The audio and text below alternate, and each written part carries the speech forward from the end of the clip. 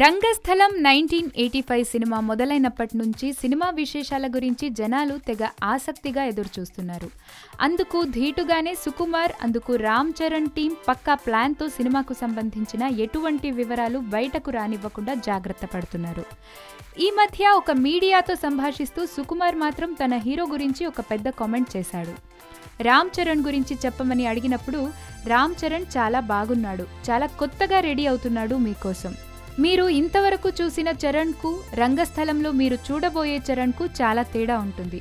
నేను ప్రమాణం చేస్తున్నా, రామ్ చరణ్ నటన అదిరిపోయేలా ఉంటుంది అని చెప్పాడు.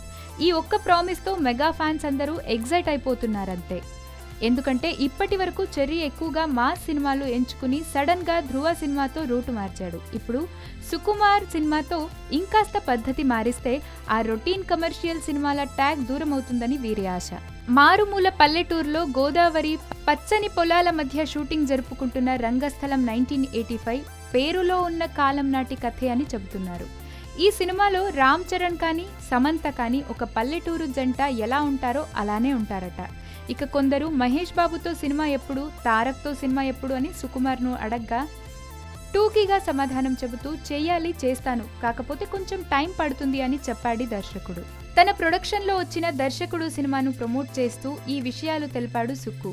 అది సంగతి.